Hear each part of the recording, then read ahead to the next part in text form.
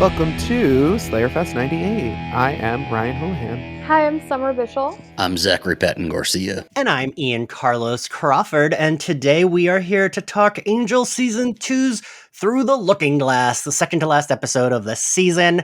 And Summer, I have to mention how good it is to have you back. This is your first time here for Angel Season 2. I'm so excited to be back. It's such a good episode to talk about. It is. I want you all to know Summer was like live texting me her thoughts while watching it and made me very happy. Zach and I recorded for the previous one.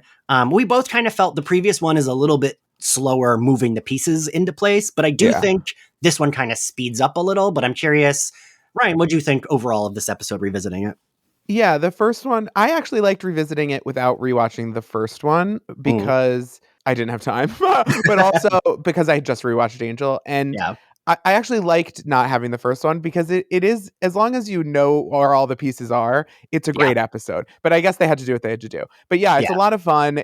Everybody's got something interesting to do except maybe Gon.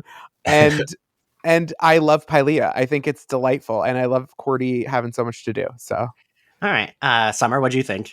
I mean, it was similar for me. Like, I didn't watch the one right before it, and I hadn't watched Angel in a while. So it was dropping into like a weird world. but in a good way.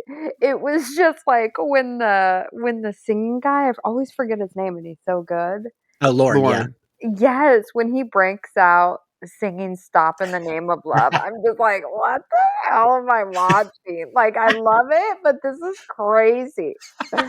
It's just so random. It's a random episode to like jump back into. Yes. But I loved it. When he started singing, my first thought is always, because like Angel and Buffy notoriously did not have like good budgets, but I'm always like, what was their music budget on this fucking show? It had to have been cheaper though, because he sings it himself, right? So it's not like they're using it's just a songwriting license, not the like master. That's Lauren's version of Footloose. Like, this is his Footloose town. It is. And you know what? Here we are sitting and joking about it, but I will say a friend of mine watched The Magicians for the first time, and she was giving me random updates, and I kept being like, oh my God, I forgot that was hilarious. But I like fully forgot because like crazy stuff was happening all the time. So it's definitely like a similar kind of like, and I like when we go, listen, it's Angel inherently an urban fantasy show. Yeah. But I like that we throw in some like fantasy, more harder fantasy stuff every once in a while, or even when we get sci-fi stuff, sometimes it's hard to change gears. Like the Initiative was a big gear shift for me, right? But like I do like that. I like the nerds making like a freeze ray or something. So I did really like this, like we're in a whole other world with like weird rules and it also gives the writers much needed space to have fun. Because where were you the last episode? Because we just shit all over the Dungeons and Dragons of it all. I know you don't like it. We had several conversations about a horse. I'm not sure where that had. I did see the horse in this episode, but there was a horse. There was. Zach, I wrote down Hammy's name just for that little shot right there. Hammy's description of Michael Hamm's description of the last episode was, "I don't like anything with horses, so I didn't like this." And Zach, I think Ryan and I mentioned like 2 or 3 times at the live show how like we're still convincing you to like Angel. I don't know if I'm going to get there, honestly. Yeah. Damn it! Don't worry, it becomes 3 other shows. I hope this isn't one of them. Zach, that brings me to, what did you think of this episode revisiting it? I did really like this episode, and I remembered this episode more clearly than I remembered the last one, and so I knew I was going to like this one. And I think it's what you said at the start of this is like the last one was a lot of pieces falling into place, and sometimes in my mood, it just depends on my mood, and sometimes in my mood is I'm just not in the mood to watch all the pieces fall together and figure out how to find a portal, and I don't want to figure out everything. And this one was, you don't have to figure anything out really. The only thing I really think they explain is the mating ceremony, right? Like that's really the only thing we have in here, but the rest of it is a lot more show rather than tell. Yeah. No, I agree. It's like so character driven. It's fun. Yeah. And the last one isn't very fun. Also, I will say the like Fred introduction, while Amy Acker, lovely lady, does a great job when she's on screen. this is a slow build, and I forget how much before, like how much of like the Fred stuff is held back from us for a very long time. I kind of forgot that, and I was like, oh, they're giving us nothing to work with. Okay, great. Like I forgot that that's where we are in the ride. But it's nice seeing her. I wanted her in the group again from the rewatch. So yeah, Summer and Ryan, I don't know if you both, because we talked about this in the previous episode, how like heavy the fake accent is in these intro episodes, and then immediately it's like toned down later, right? They were probably like, ooh, that's not working. Yeah. Yeah. They were like, let's go for more of a Britney Spears lilt and less of a Dolly Parton imitation. That's freaking funny. I would have just doubled down. Even more accent. Yeah. You're like, oh, you don't like it? Great, I'll do more of it. Yeah, exactly. So I feel mixed about this arc, because I was saying in the last episode, I don't remember it that lovingly, but I know a lot of people do love this arc. It feels a little too Hercules and Xena for me, which are shows I loved as a kid, but it feels like I forget what I specifically said, but something like it feels like it's the exact same set, but they didn't update it since like 1995. And it's like we get that same town square. But you love, I know that the medieval elements are what you're reacting to. But you love when we do like The Wish or something where we're in a completely different world and it's super high concept and they really throw themselves at it. Like I just like it because it's so ambitious, and this is why give yourself magic in a TV show unless you're going to have some fucking fun with it. And maybe this isn't your flavor of fun, but this is the kind of flavor I want to encourage. And I hope that everyone feels that way. This is a lot of effort for Angel. You know what I mean? They made big sets. It's great. They did. We're not in a warehouse somewhere. Yeah. Exactly. You know? No, and I do appreciate the like swing. I do appreciate the ambition of it because it is so different from other shit. And then it's again, weird. In this episode, it does feel like we're having fun. Like this, the Cordy in her queen outfit, oh my God. Like we get two queen outfits. We get two color variations of the queen outfit in this episode. And Summer, I need you to I love that you last episode, the gays were like, is this outfit sexist? And then Summer and I earlier were like, oh my God, it looks so good on her.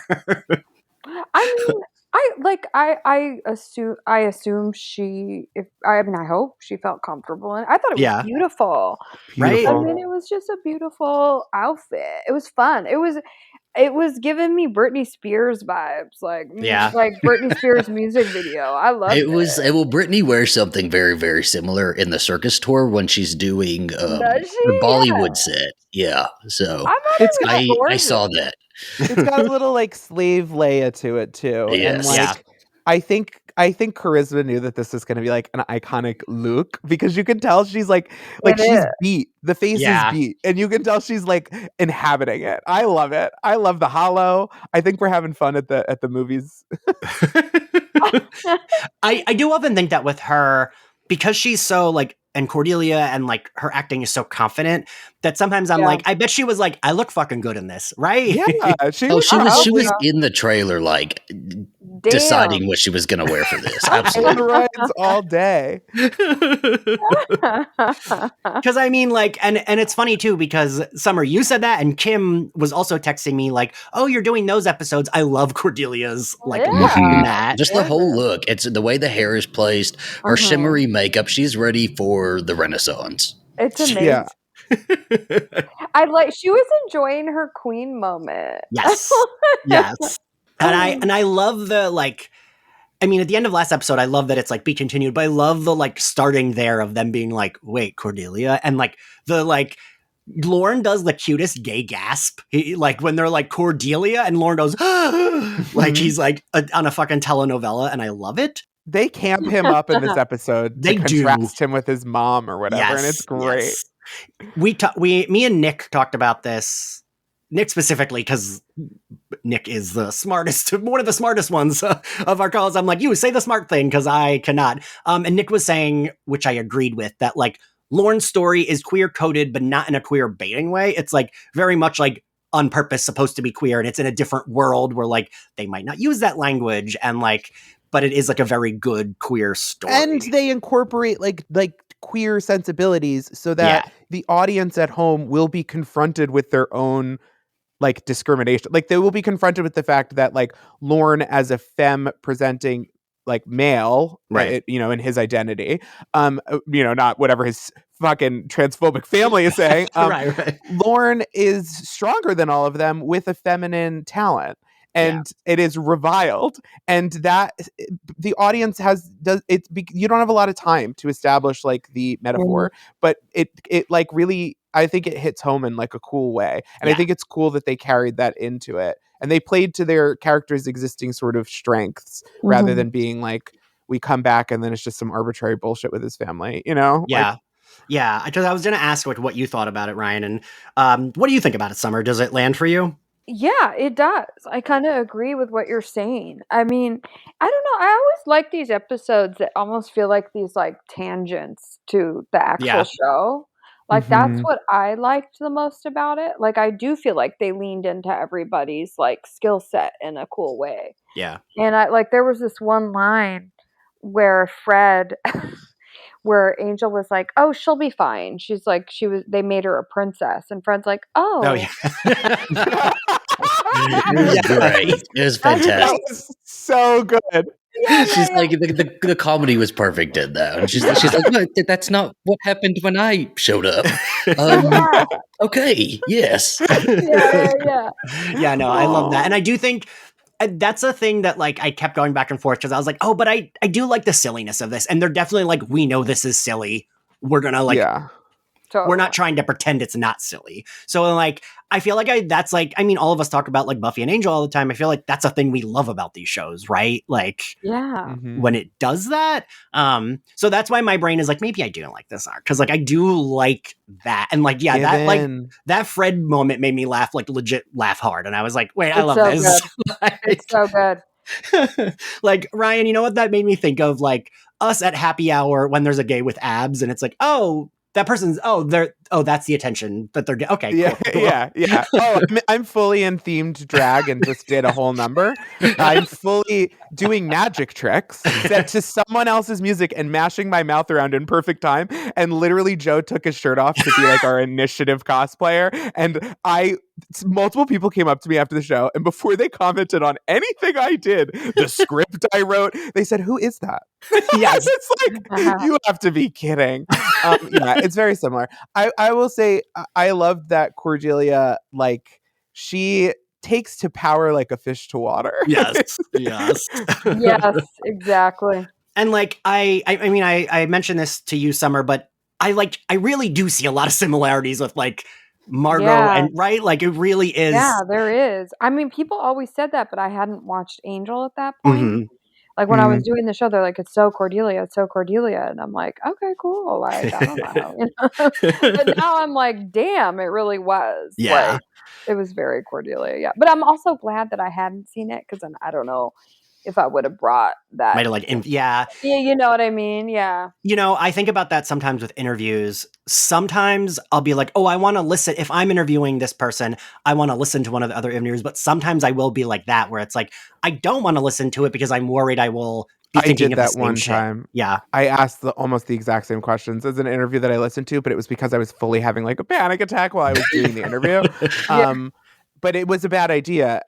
And I think that's right, because like you can echo things from the past or like homage them or like copy the things that are iconic and work and reinterpret, but it has to be completely fresh other than that in order to like work. Yeah. So I feel like I would have just ended up wanting to copy her. Yeah. Like, and I'm also glad I didn't watch The Crown while I was in production, because I watched The Crown recently and I went through a whole self-tape phase where I was just I was just pretending to be the fucking queen, dude.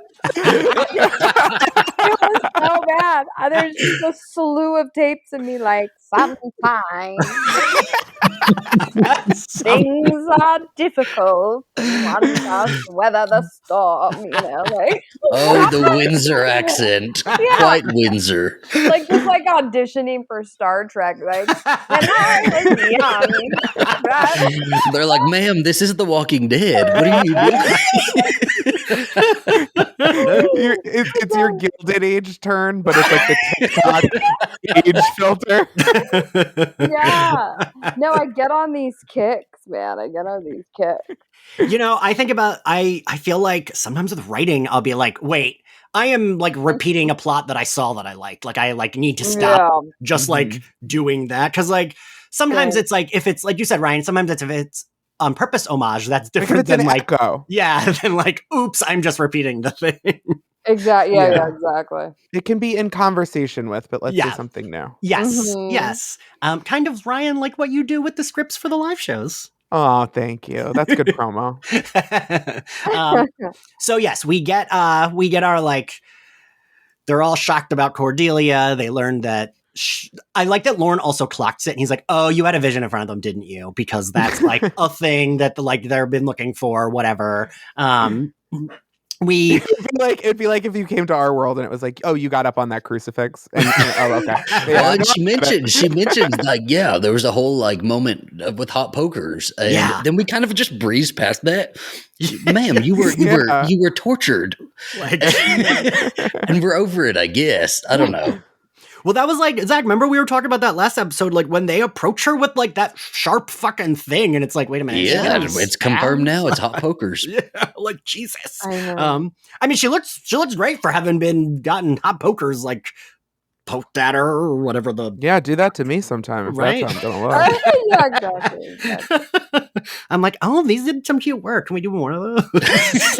Hot poker me. I'm like, I'm so skinny. Oh my gosh. Wow, these like wounds are so sexy. We are all problematic. So then Wes mentions that they misplaced the book that got them there, which we saw kind of fall out of the car when they go through the portal. Yeah. Cordy mentions that when she was sworn in, she saw a lot of books. I just like that that's it.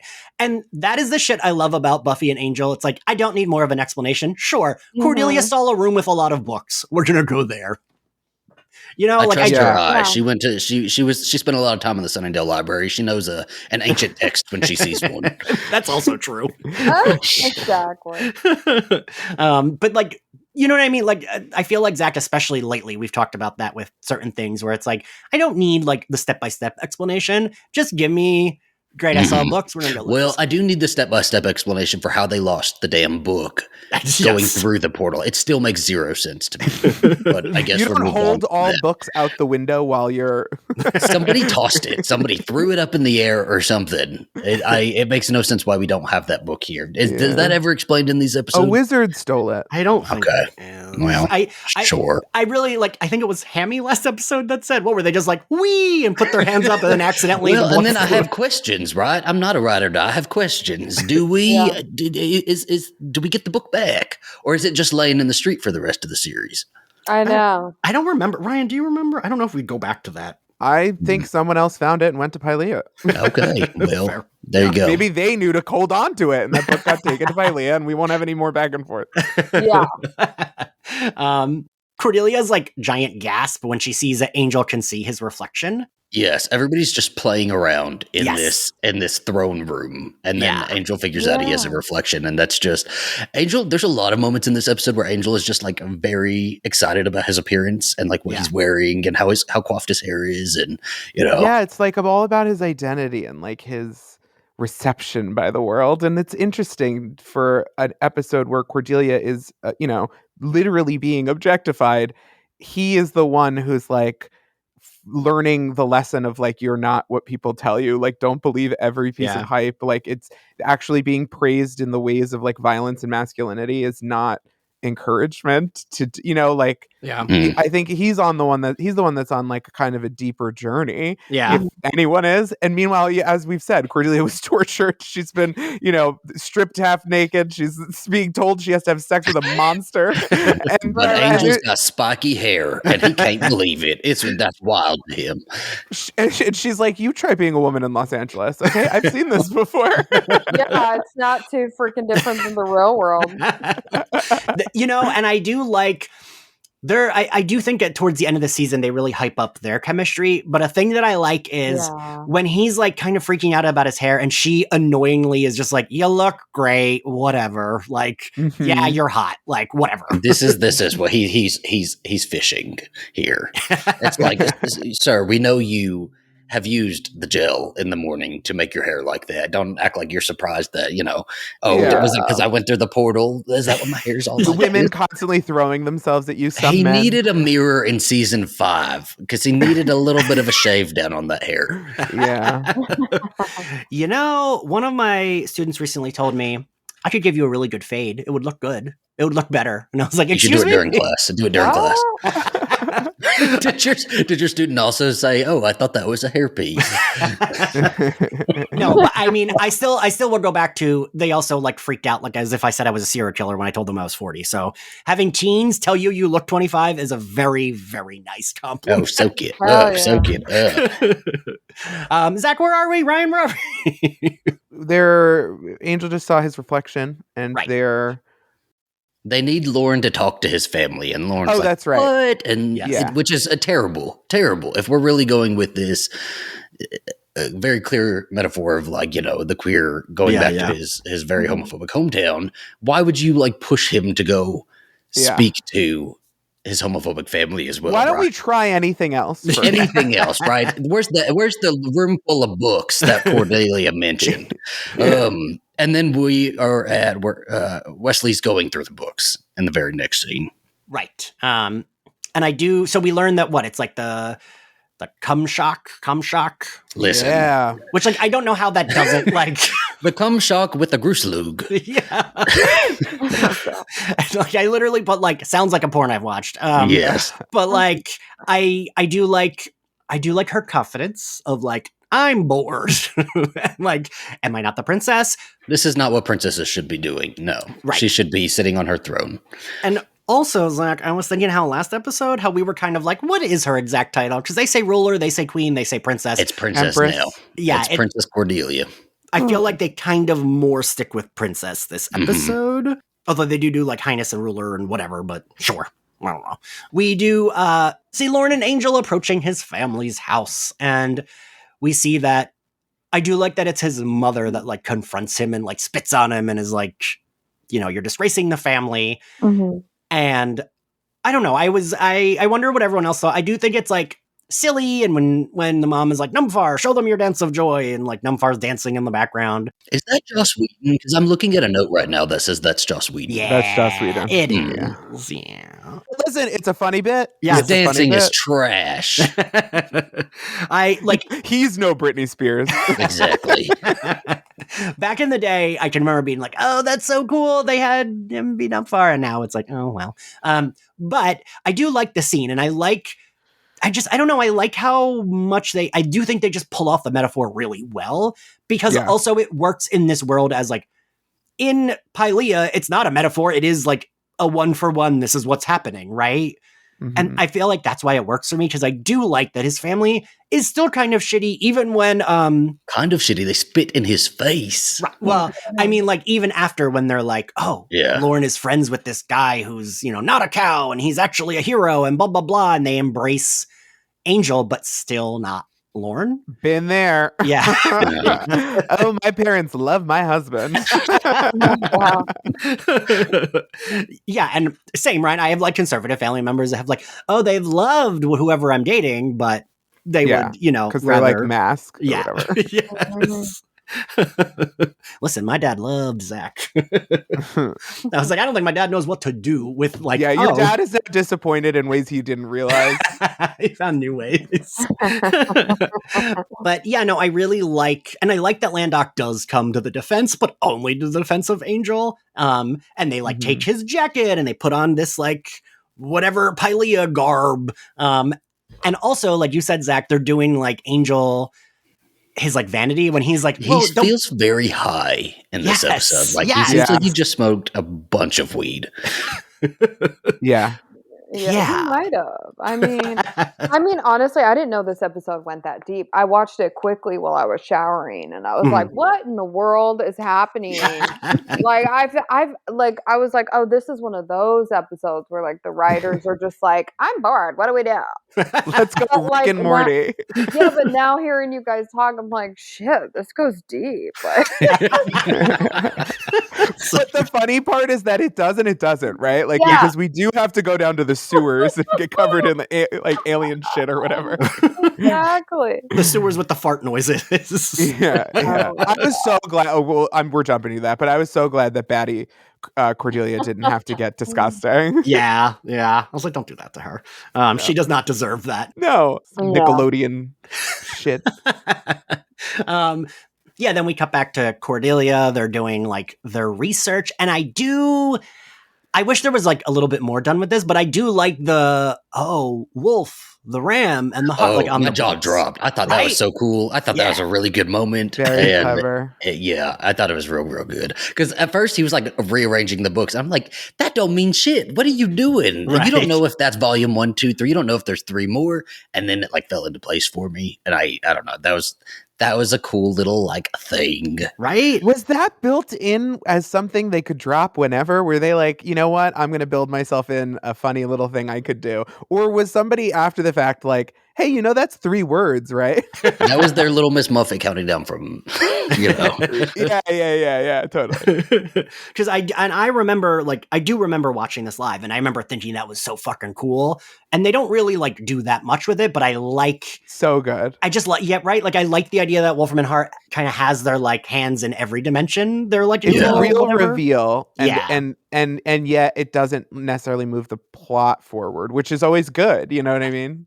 And I thought it was really cool, like, you have to arrange the books in a certain order just to read them as well, because one book jumps to another. Mm-hmm. Yeah. And like Cordy even says, like, oh, it's like a trilogy. I do think that's like a fun... I exactly what you just said, Ryan. It's like a reveal that doesn't advance a plot, but it's still good. Like it fleshes out the world. It gives us more context for how they are, and they don't do too much of it. So it's like it's like these tangent episodes. It's like a tangent thing to know about Wolfram and Hart, but it also like reinforces that they're like terrifying. Yeah, they're like scope. Yeah. So then we cut back to Angel. He looks very good in his fur, by the way.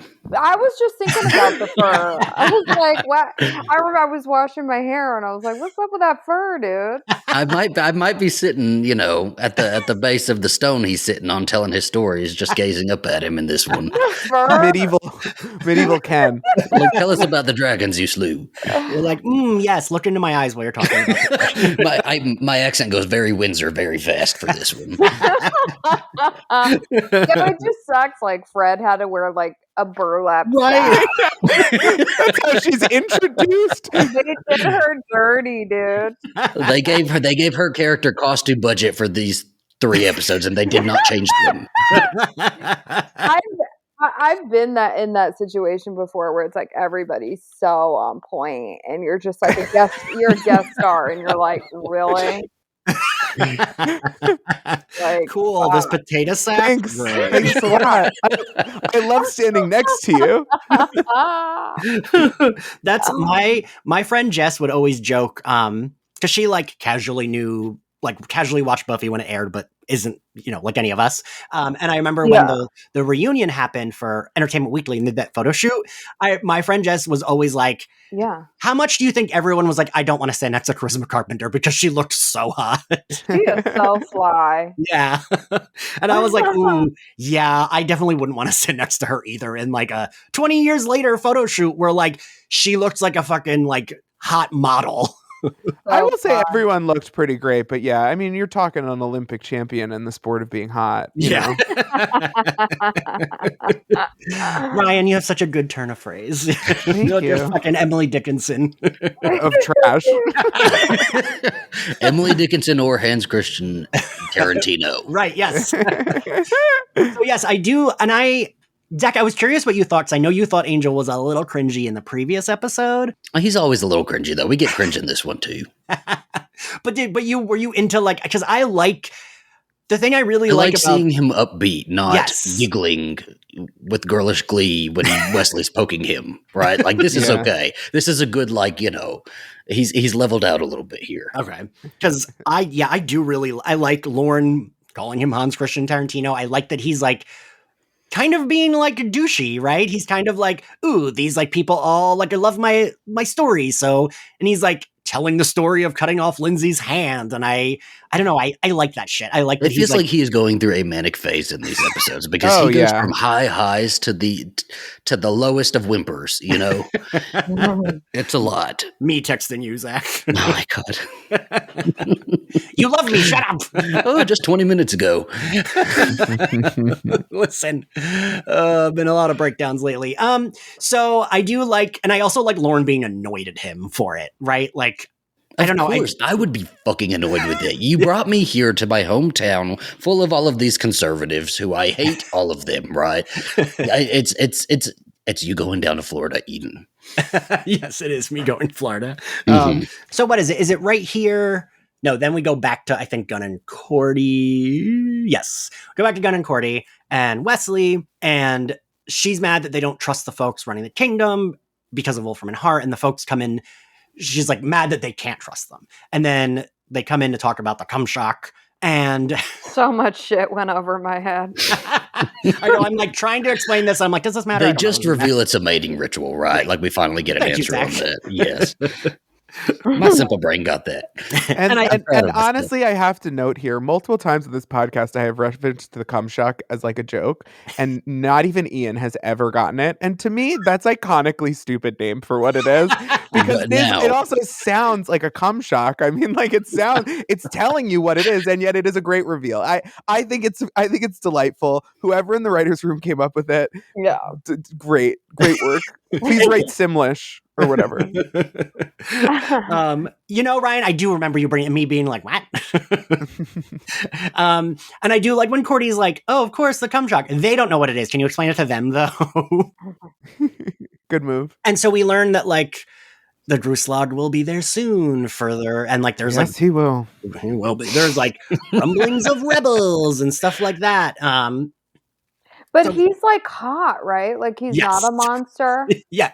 Summer, yes, correct. That man is very fucking hot. He's like, he's pretty. No. And then he walks in and he's like, not a monster. I know when I watched this live, I like wanted her to be with him. Like that. I was like, no, I like this guy. He's hot. He's nice. I know. Those puppy dog eyes really work for me. And she's like queen and has treasure. It's like she does have treasure, and she's not letting those go either. When she was like, I want them appraised, I was like, oh my God, that's me in like 2020 when the shit hit the fan with the world. I was like, ooh, I gotta go to like appraise. It's like me. I was like calling the real, like trying to sell everything. I need to find me a fence. Total prepper mode. And there's no telling how long this will go on. I have to sell my jewels. It's Cordelia's exact arc in this. Exactly. I also like that it's Cordelia returning to the base of power she knows, which is money. I need a bunch of money that will get me out of this. And like, I mean, she's not wrong, right? I mean, and through 2023 eyes, I would encourage you even more. Yeah, and he is so pretty, and I really like that he. I mean, we don't get it in this episode, but later we will, and I already know. He sees her as impressive as she should be seen. He does not underestimate her the way that a guy from Earth would, and I love that. Yes, yes, and like I feel like you get hints of that even here because he is like immediately very sweet with her, right? But okay, so we're not quite there because they have an escape plan, and Wes and Gunn jump into the fart sewers. Those noises were like ridiculous. I was like, that's really the noise we're going with? Like, oh my God, I know. And so I do like that she doesn't get away because she has all the treasure in her hands and she won't let go of it because I get it. I wouldn't. I'm just saying, nah, bitch. I'm not going I'm back either there leaving broke. with it or I'm dying with it. It's one of the two. Yeah. I'm dying with it on. Yeah.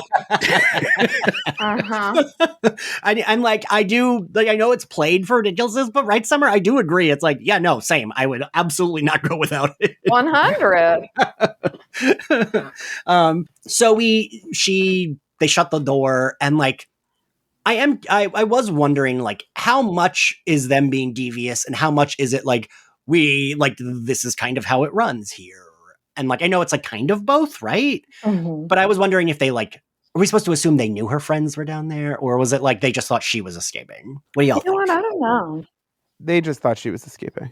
Yeah. Okay. Yeah. Because, the way the one guy is like, ooh, we should tell people to keep that door shut. It's like, oh, he fucking Mm-hmm. yeah. So we cut back to Angel and Lorne, and Landok is like, they have him like in the air being raised up by Landok and a couple other people, as some Pyleans walk by with a captured Fred, and we learn whatever ritual they wanted Angel to partake in is decapitating Fred. They got to behead Fred. Poor Fred, man. I know. Just the shitty end of the stick. Dude. Now it's like she has a potato sack. She also is getting beheaded. Like, fuck. Exactly. Do you all think that, like, and I mean, Summer and Ryan, I feel like two of you probably could speak to this more than I could, but do we think that, like, Fred, was that like she probably was hired as a main cast for the following season, and they knew that was her introduction here? I feel like they knew. Right? Is that how that works? Like, I don't know, but I feel like it was a good introduction. It was like a very clear introduction to Fred. Yeah. They give themselves a way to write off most of the new character introductions seamlessly. And I think Gru is a similar thing. We'll get to it. But like, I think Gru was brought in to be like, well, maybe he'll stick around. And we got about as much as him as served the story. And I think that maybe they were doing the same with Fred, but I also think they knew they had an increased budget for next year and clearly a little bit of budget to play with for the finale. And they were like, yeah, what could round this group out? And I think, Buffy's good evidence that they do really kind of know what the recipe needs. That's true. That's true. Because I'm like, I was thinking about kind of, what you said, Summer, where it's like, man, this is like, she gets a shit end of the stick. And I was like, I hope she got this knowing that, like, I will have more appearances where I'm not. They said, we promise you, season 3, you don't have to wear the potato sack, and you can bring your glasses. Don't ask us about the amount of time you'll spend in a makeup chair or any of season 5. Exactly. Because, like, I always remember the season 7 Buffy costume designer, Matt Van Dyne, who is a delight, telling me that, like, Allison Hannigan was kind of like, what are you going to put me in? Because she assumed that with a new costume designer that, like, it would revert Willow back to, like, season 3 Willow. But then she was, like, very happy with the wardrobe because, understandably, when, the, like, clunky giant sweaters they were putting her in weren't, like, I mean, they were very of the time, but they weren't as flattering, right? Why would they put her back in season 3 Willow? Or why would she think that, though? Because I feel like her style evolution was pretty, like, linear. It was pretty. Remember that Halloween episode with the midriff? I was like, damn. When it's like, that was our hint. She's the shy nerd. And then it's like, oh, she has a 6-pack. The Halloween episode had to have been negotiated. She's eating a Carl's Jr. burger. She said, in my contract, I will be so hot. People will know. They will remember how I look in this fucking outfit. Yeah. Milk it. And you know what? I would also do the same, right? Like, I would be like, no, I want to look fucking hot. I have these abs. Let me show them off. Oh my God. I hate when people write stuff for you and it's like, in a week, you're like going to be in a bikini. It's like, dude, you got to give me like 5 months of prep, okay? Yeah. Summer, it's funny. James Marsters said that when he came on the podcast, that because I think I'd asked him something about like, oh, like how much in advance was Buffy and Spike's romance planned? And I don't remember what the answer. I just remember him saying, I told Joss Whedon he had to let me know a season in advance if I was going to be shirtless, because they, like, Mark Blucas, who played Riley, they did the thing you just said, Summer, where they're like, next week you're going to be shirtless. And he was like, oh my God. It's like, you know the hours I work. When do you think I'm at Equinox? When am I going to work out? Yeah, I exactly. mean, I'm not an actor, and I still do that with a lunch. You know, I plan a dinner with Ian, and I need a few months. Oh my God. I took it to the next level when I had to do a bikini scene in Magicians. I was just talking about this with one of the actresses, and she was like, girl, do you remember when I had to call your mom because your ass was wasting away? Like, I shot this bikini scene, and I could not see for like half oh my God, of the Summer. scene. Wow. I was in these stripper heels and this chain mail, and I was talking to Todd, and then they cut, and I finally ate, and everybody was like, that was psychotic. Why did you not eat for a week? Like, but you looked slay. she had to come check on me because I was like sleeping all day because I was like wasting away. Jesus. I mean, that's crazy. You basically have to like go on Survivor to prep a week in advance for a bikini scene. I mean, I probably didn't have to do that. It was insane. But yeah, I mean, I get it though. Like, it's not The like pressure's on. Yeah, it's the pressure, right? It's not like you want to be doing that. It's just like, fine. Yeah, and I like grew up in the 90s where it was like you were stick thin or you were nothing. Right. You know? Yeah. I mean, totally different world. In those short-term moments, it's like, how much personal growth can I do right now versus like make myself feel reassured very quickly. Exactly. And like, you know, you do what you do. Yeah. Yeah. I could never now. I would just be like, rewrite.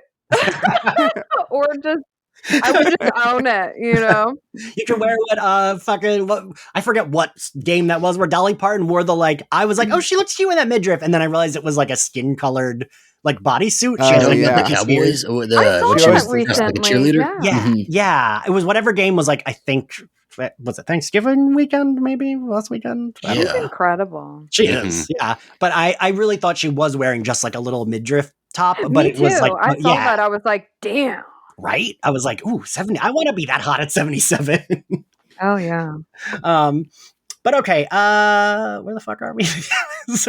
Angel and Fred ditch the horse is what my notes say. Right, yes. And like we mentioned, Lorne sings Stop in the Name of Love to distract everyone, which I do love.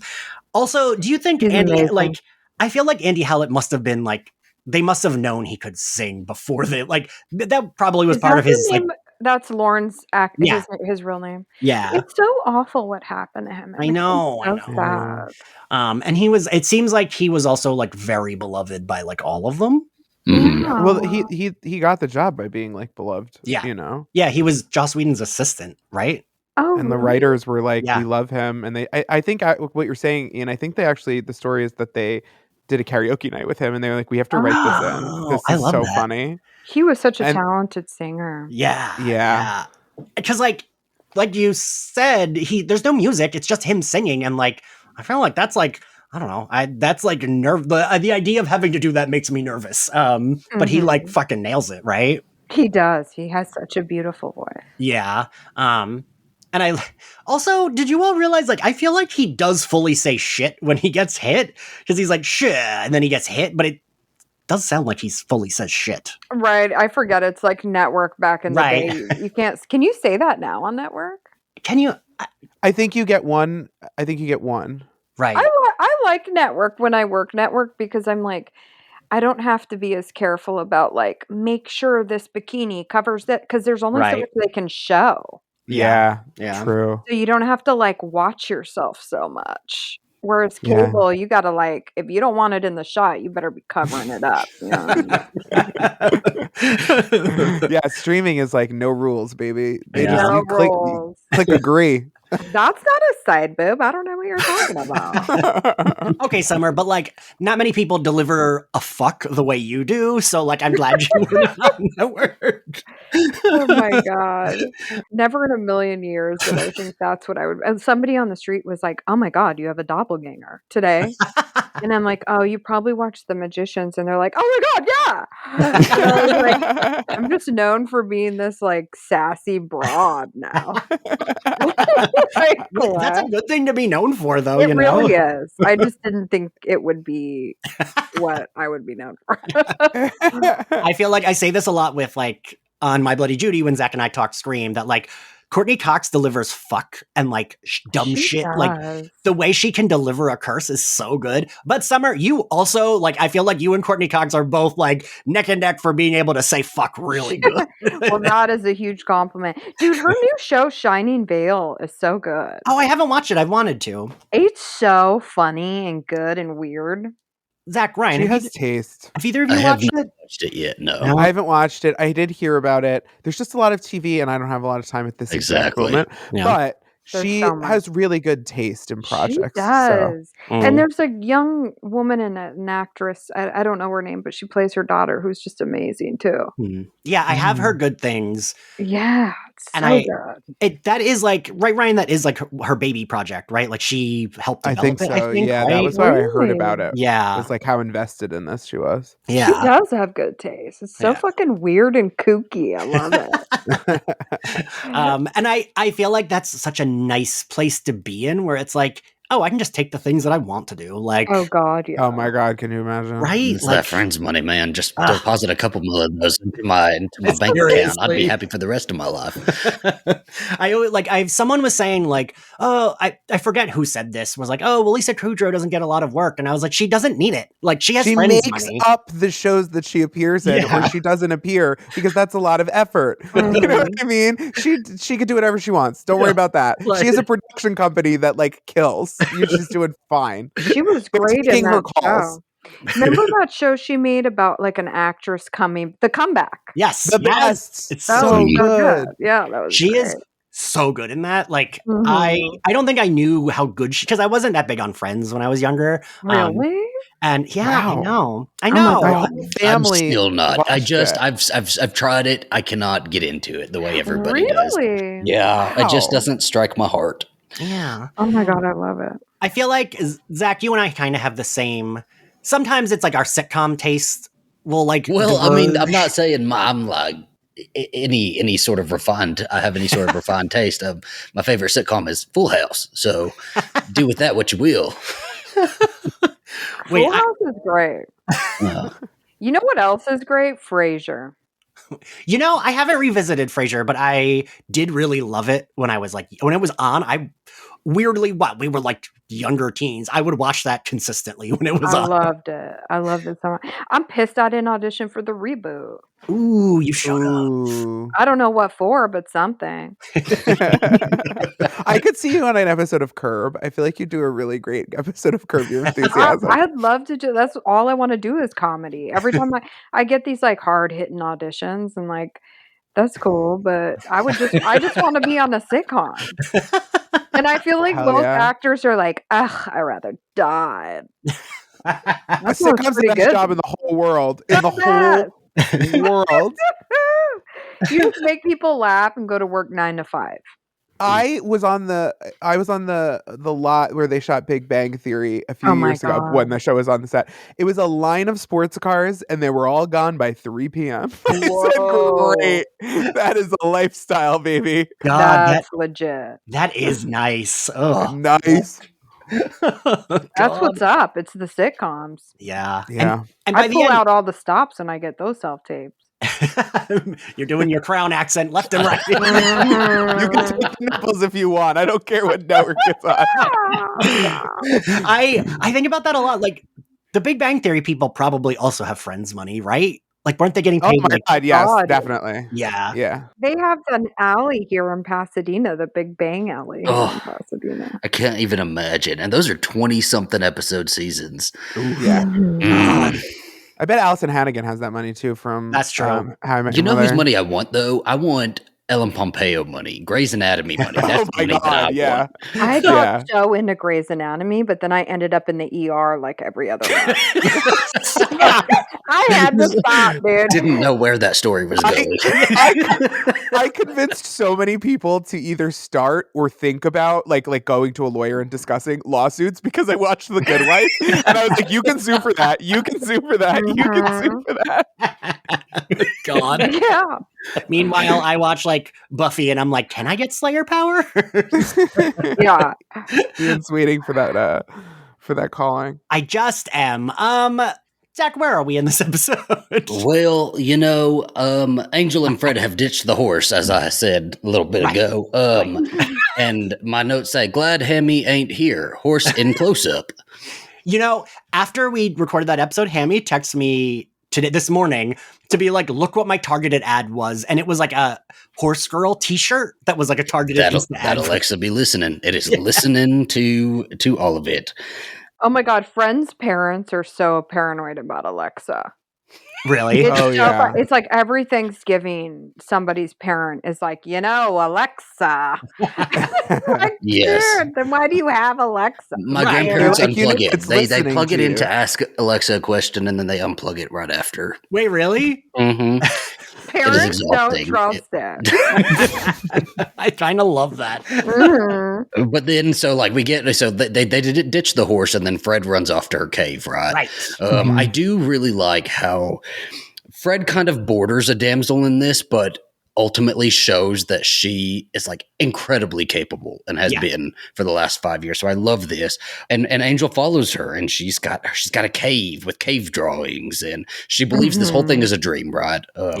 And we really see like a peek into her trauma. Yeah. I agree with you, Zach. I do like, because it's like she's a little damsel-y, but not fully, and we see that like, I mean, she's surviving on her own in a fucking cave in this like weird dimension, and like, I don't know, that takes a lot of survival. Because we'll have those moments where Angel's real close face to face with her, and the music will start to swell, right? Yeah. And that'll like it's like, oh, Angel season 1, episode 1, the damsel, But then by the end of the episode, Angel's the damsel. Yes. Yeah. And I do like that reversal.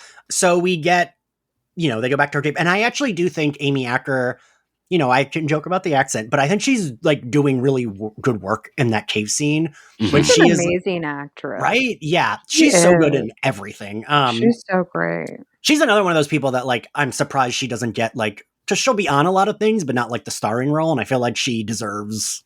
What's interesting about her is like she's similar to Tatiana Maslany, where it's hard when I've seen her in a bunch of things, it's hard to remember that she can do everything, because you're like, I don't see you break the Fred veneer. Like, I kind of thought maybe this is what this actress is like in real life, but she's not.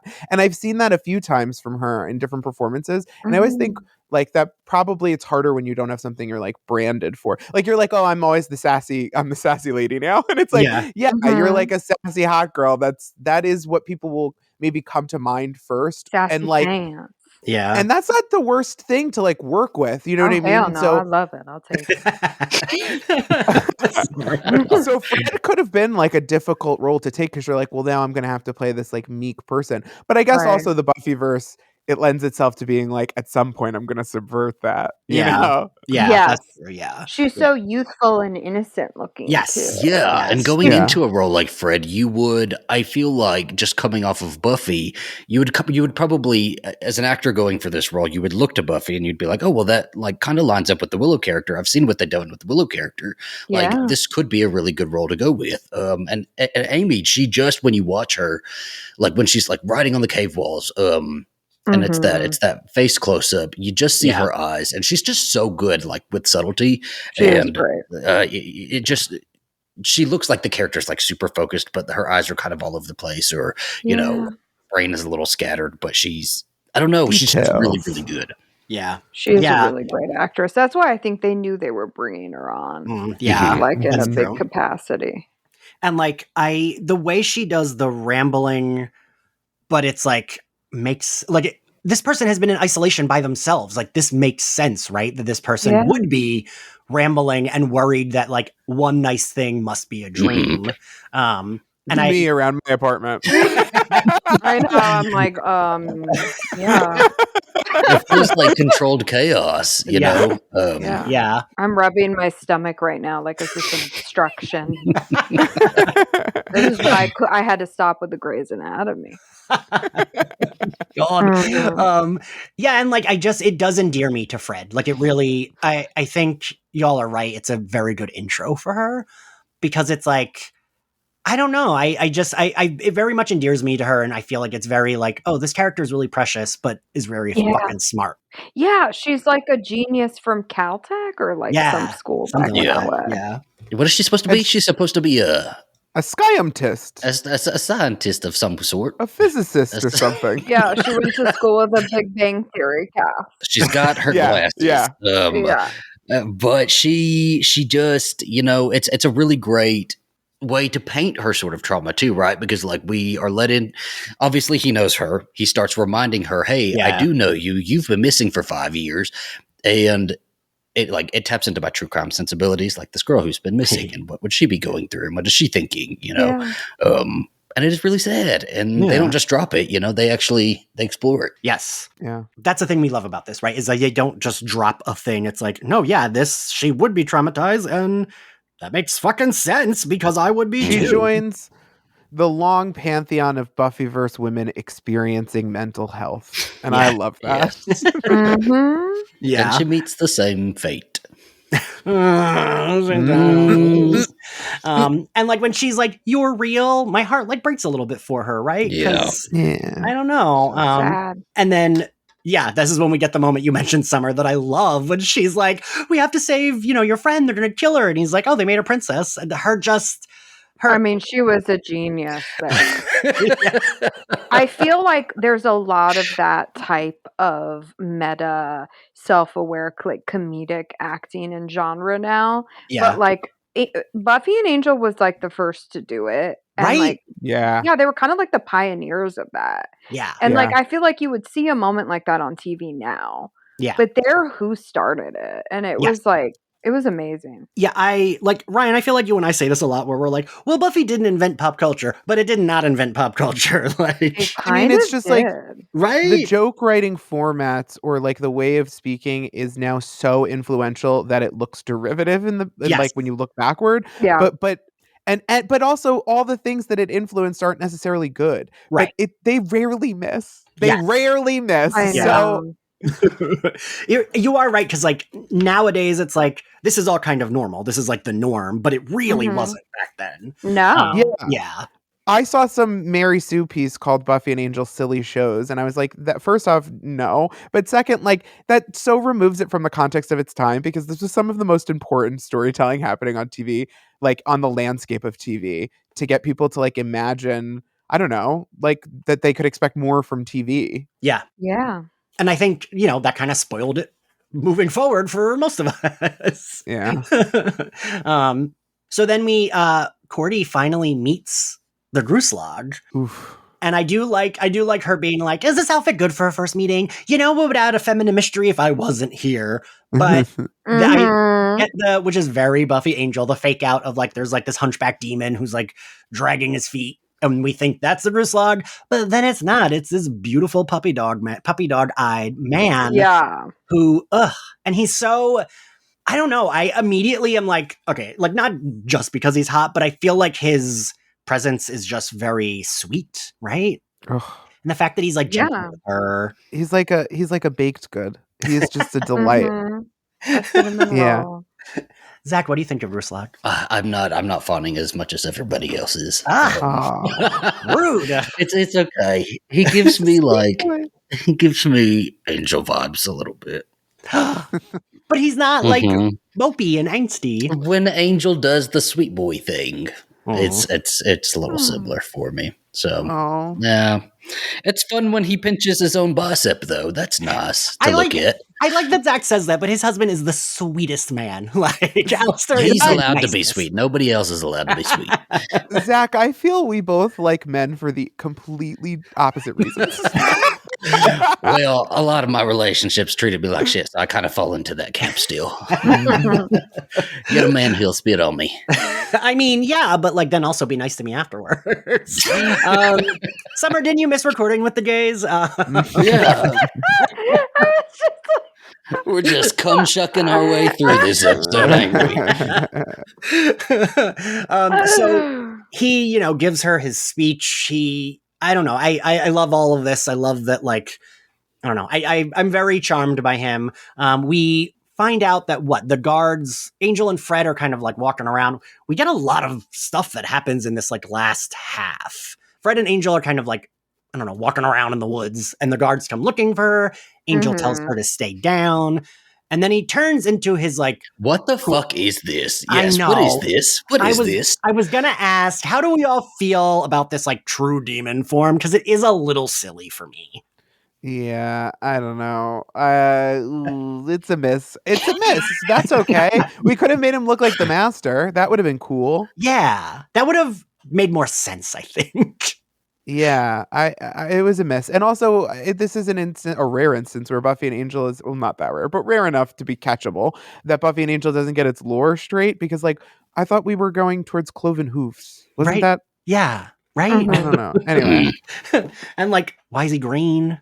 I don't know. It was kind of a good opportunity to, like, do a callback to, I don't know, vampires of, like, the 40s or something, or, like, a Nosferatu or something. Yeah. Yeah. The green demon face doesn't quite work for me. I don't mind the like angle we go here, that like we learn that Fred is way more capable than she was like even presented as, even though we already knew she survived by herself. Like, yeah, I do like that it cuts away, and we're kind of led to believe like, oh, she's gonna be scared, but then the next time we see them, she has already learned to like control this demon. And that way, I do love this, because she doesn't she really doesn't show fear. She just shows like a knowing caution. Yes. And again, Zach, I agree with you, because I don't love the green demon face, but I like... this man still even has the tattoo. It's green now. It's God, terrible. It's awful. Fucking sure. Yeah, did they have a deal on green paint over on that fucking lot? They did. I'm also like, did they archive Cordelia's outfit? Like, where are all these outfits? God, yes. I fantasize about the season 7 costume designer told me he has one of Spike's jackets. And I'm like, I fantasize about like wearing it. Oh my God. Like, going over to his place and just putting it on. Yeah. We all have a piece of Buffy history we want to keep. And I just want to smell all of the denim from season 7. I know. I hope they archived everything. Yeah. You know what? Like my first movie, I remember I had done nothing, so I didn't know how special it was. Mm-hmm. They brought me into, I don't know what lot it was. It might have been Paramount. And the costume designer, he was like a really talented guy. And he was like, all this stuff is from 90210, because it was a period piece. Oh. And I was like, whatever, like I didn't really care. And then I just binge watched 90210, and I'm like, whose clothes was I wearing? I want to know. I love the idea of you being like, that's the top I wore. I want to know now. I had no idea how lucky I was. That's cool. They in the 2000s, I don't know about for Angel, but I know for Buffy for a while in the 2000s, they were auctioning off like everything. So oh my God. it is probably in somebody's closet. I'd be walking around the set mopping everything. I'd be like, this is iconic. This is iconic. Oh hell yeah. That's where you get all your drag looks. There you go. I think I told you this, but I can't remember if I did, that someone gave me a magician's costume that they bought. No, oh yeah. I know they archived a lot of, because I was very good friends with the costume designer, and I know that the studio did archive quite a bit of Margot's clothes and everybody's clothes. So studios do archive, and I guess that's how Danny Glicker, he was the costume designer. Okay. He was incredible on that first film I did. He just we just went into like this like studio storage of just like period pieces from shows before. That's cool. I think they like keep stuff. And I think they just did, so like Riverdale just ended, right? And they had like that big warehouse sale and sold everything from that damn show. Wow. Yeah. They just had like lines of people just going in like it was a Goodwill basically, and you go through and just grab whatever you wanted, and it was that show turned looks. Yeah. It did. I mean, I didn't watch it, but everyone looked great in everything that I saw. Like, I never 100%. watched it either, and I feel like I would love it. So it's really fun for a while, and then they can tell that similar to Glee, they're just like, we're going to do whatever we want. We're going to just make stuff up. And that's fun too, but in a different way. Actually, that's funny that we mentioned that because I just watched a clip. I forget is it May, December that Charles Melton is in that everyone's like giving him acclaim for? Oh yeah, I want to see that. Yeah.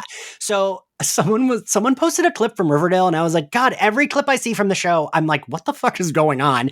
It was like a joke about like, oh, Charles Melton's getting acclaim for this new movie. Where's his award for this scene? And it was a scene from Riverdale where like his character, whose name I'm not sure, Reggie, maybe, and Archie. Oh, he was on Riverdale. They're like watching a like projection film that ends up being like an old gay wrestling porn. Sure. Yeah. And like, Yeah. Charles Melton's character says to him, we should keep this on in case the girls show up. And him and Archie exchange looks, and they're like, yeah, we should. And it's like, what the fuck is going on? Yeah, that show was a lot of stuff like that. That was just like, the audience is saying they want a lesbian moment, so we're going to have these actresses make out on camera, and you're like, okay. All right. Fucking sure. Fun. The outfits look amazing. I'm glad we're having a fun time at work. I don't know. Welcome to our Riverdale rewatch podcast. Anyway. To round it out, to round this back, if you have the Cordelia costume, either the gold version or the silver version, let us know. Slide into the Slayerfest 98 DMs. Yeah. All four of us would like to try it on. We'd all like to see Quentin. Listen, the season 7 costume designer from Buffy sent me a swatch of the jacket Buffy wears in the finale because he custom made a bunch. So he had like a swatch of it. Oh my God. And like, I will randomly just like put it in my hand and be like, this is nice. I know. When Zach came over recently, I was like, I made him, I was like, what do you think that is? You know what? It took me a second. It looked like a doily. I was like, I'm not sure, Ian. So yes, we get more of the Gruslog, and I almost said and Buffy and Cordelia. And one of you said this earlier, but like, we do get that he's seeing her for who she is. Like he tells her she's a transcendent one. And I liked her little aside of like, he talks about like wanting to end his suffering. And she's like, well, my parents went under for tax fraud and I lost my inheritance. Like that's her, which I do like that we're consistent with that, right? Because that was, we learned in like season 3 of Buffy was like her kind of arc. And that's why Xander bought her dress. She lost everything. Yeah. And I do feel like that also, while it's always been like a background plot point, that helps shape who she is, right? And like, I do think that's why, even though she's being jokey and like being like, oh, we lost our money, it's the same thing, even though he was talking about like wanting to, commit suicide. But I do think that's what made her, humbled her a little bit and like helped her get to where she is. It did, yeah. Right? Yeah. She said, what's that feeling? Is it empathy? Yeah.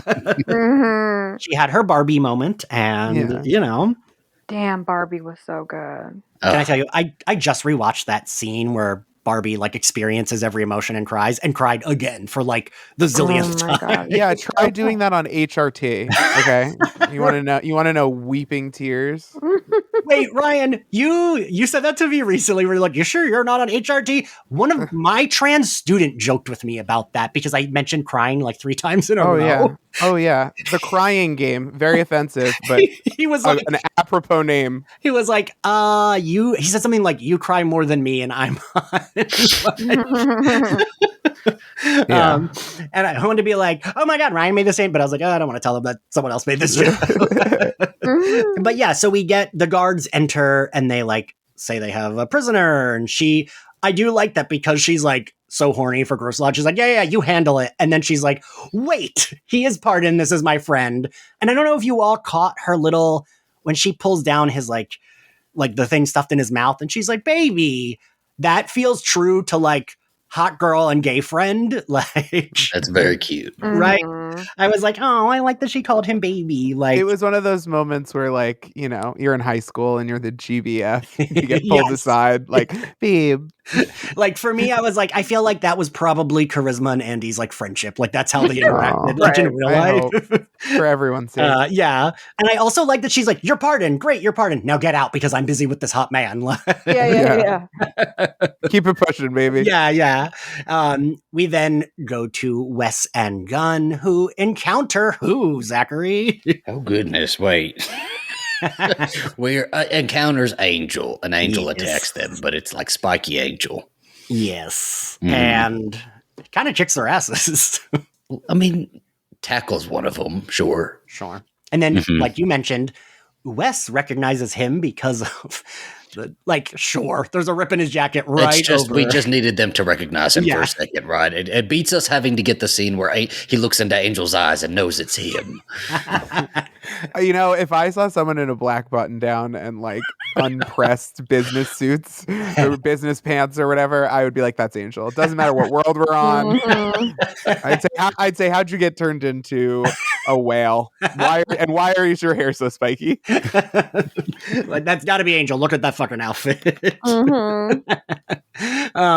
And then that's when we learn that Fred has learned to, like, you know, What was this? Was this a bag of blood, or was this just her? Did she cut herself, or what happened with I that? think it was a bag of blood. That's so strange. Why not just give him the bag of blood then? I mean, True. I guess And also, where'd you get that? Yeah. Why did you get the bag of blood? What died? The Yeah. Grey's Anatomy set. yeah, she walked over there. She said it was in the archive. So Demon Angel follows Fred. Wes and Gunn walk off, but then encounter what term do they use? I'm like the cows that are humans that are like escaped I'm prisoners. keeping calling them cows. They're cows. We've established they're cows. Don't feed me Mhm. another word because I won't remember that. I'll say this. You look at those people, they're very aggressive and they're rough looking, which is a Mhm. compliment. If I saw a human being, I'd be like, that's a cow too. I'd be like, that is a cow. These episodes are tripping me up. I might start saying that in my real life every day. Yeah. Don't say it in the UK. Don't say it in the UK. We cut back to Fred. We see her bringing Angel back to her. Ugh. Okay. Yes. He has this whole like, who is that girl I see staring straight back at me moment, and then he turns Mhm. back, and then he's whimpering on the floor because David Boreanaz loves a whimper. I love how much you hate it, Zach. Terrible. Oh. We then see Wes and Gunn are like tied up by these guys. Cordy is with Gru, and he like, I do like when she says, I'm not anybody's princess, I'm an actress. And he's like, I do not know this word.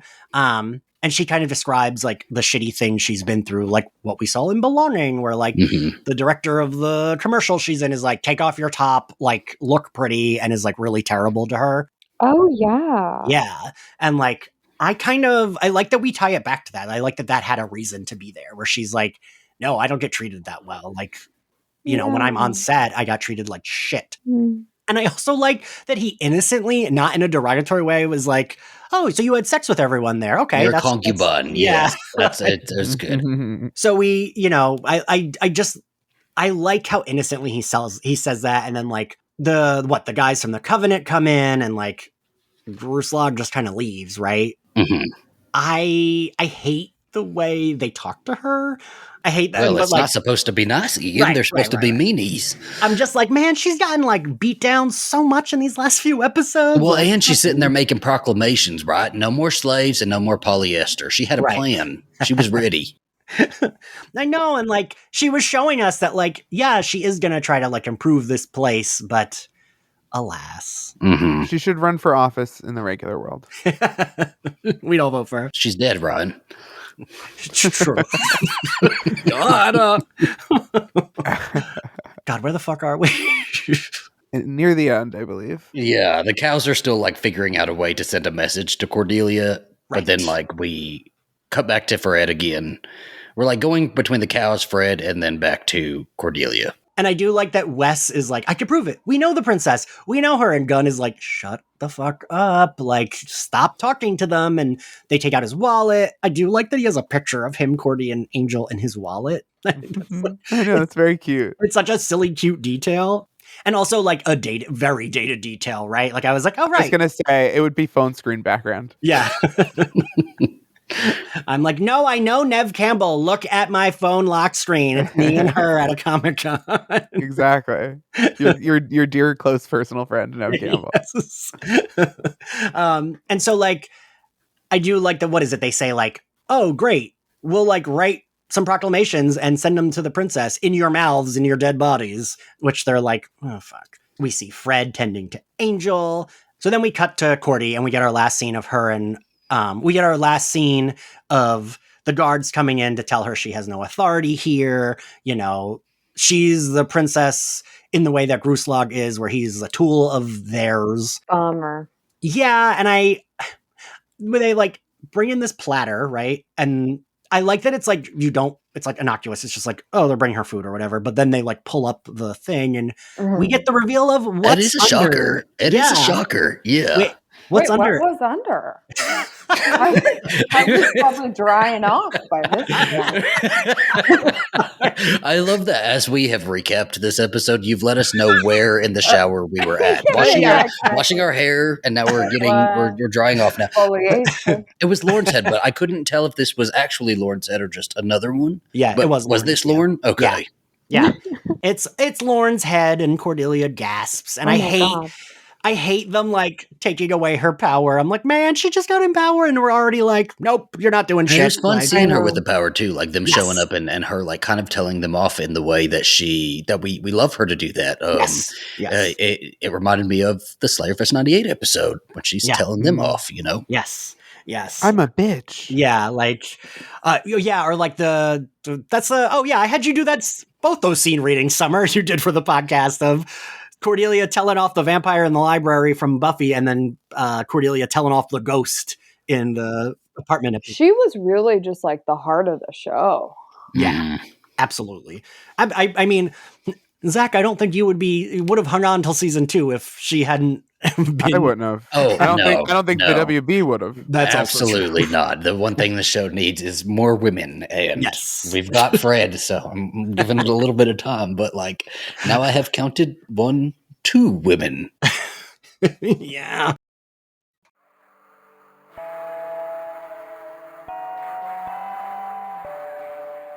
Have you seen Ian's arms? He's getting swole. And even though he technically did all the work as his trainer, I'm going to take all the credit.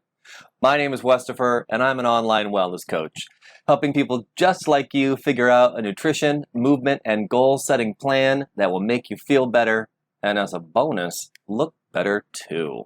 I've helped clients cut their cholesterol in half. I've had clients lose over 100 pounds, and I can help you on your wellness journey too.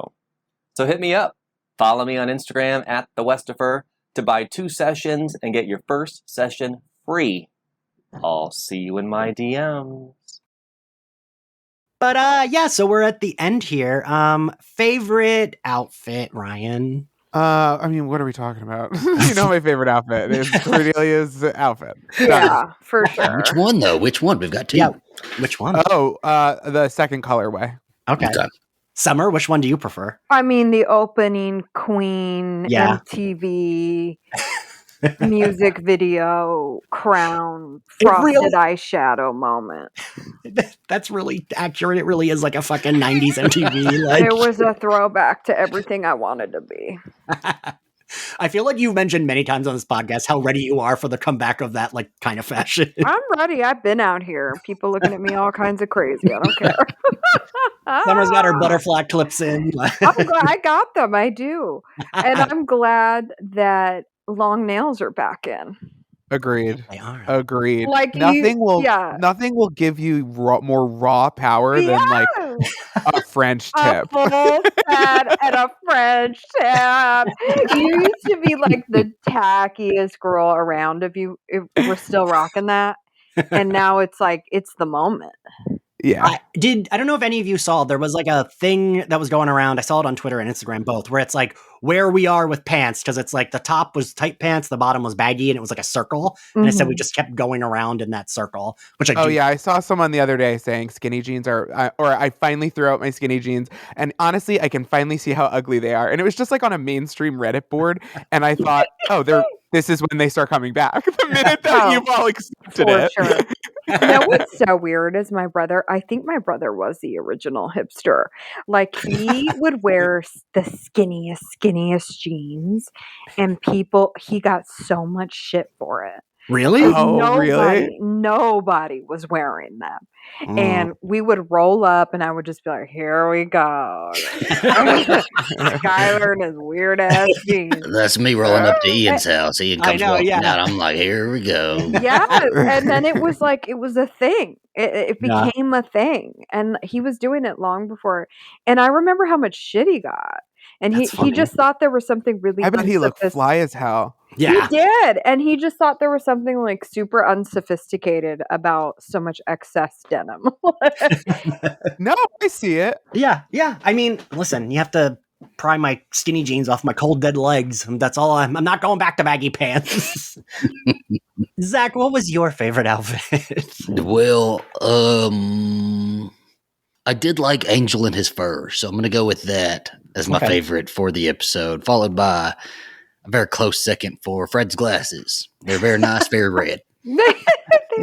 Sure. I think because last episode I picked Cordy's queen outfit that she ends on, this time I'll pick the gold one because I think both of them are great. And I do kind of love that it's the exact same thing, just in a different color variation. Yes. It's like, very Marie Antoinette of her. Yeah, she was like, this looks great. Do you have it in another color? I'll wear it again.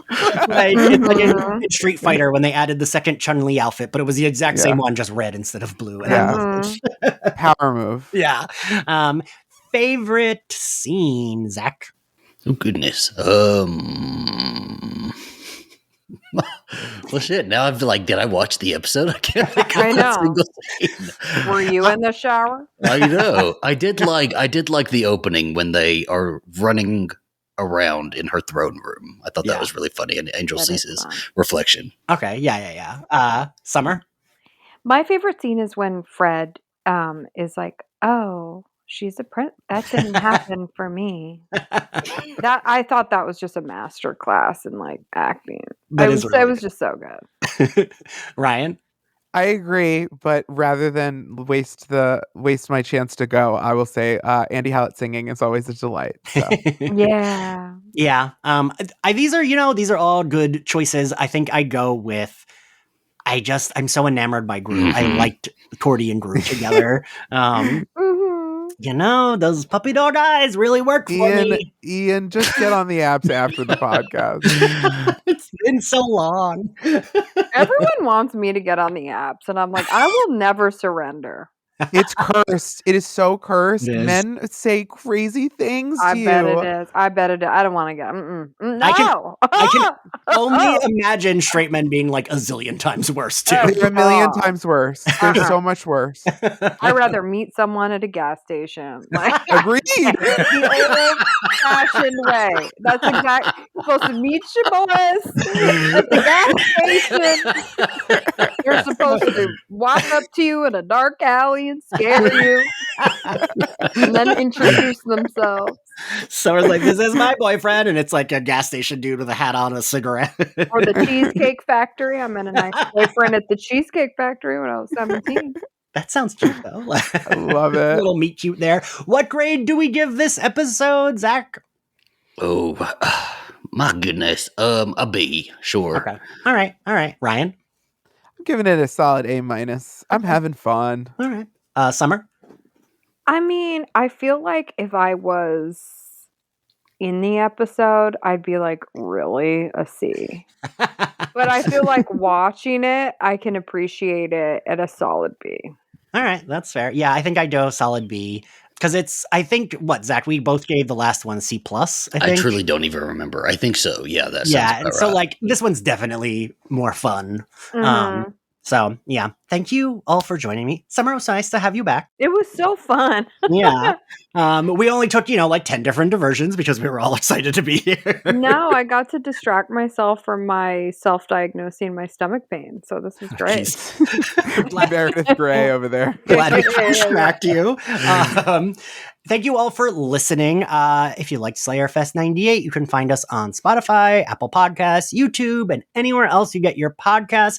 Go ahead and give us a subscribe on any of those platforms, and please give us a good rating if you like us. And we have a Patreon where you can support the podcast and get a bunch of bonus content. You can access our Batman the Animated Series coverage, which we've only put out one episode, but there will be more. X-Men the Animated Series, which is coming out. We're going through Buffy Season 3 over at the Patreon episode by episode, revisiting them all. It's been a lot of fun. And you can partake in our watch-alongs and our Patreon Zooms. And if you want to follow us on social media, we are at SlayerFestX98. If you want to follow me, I'm at IanXCarlos. Ryan, where can everyone find you? YouTube.com/@Ryho, RYHO. You know where it's at. Summer, where can everyone find you? At Summary Bishil on Instagram. And Zachary, where can everyone find you and your things?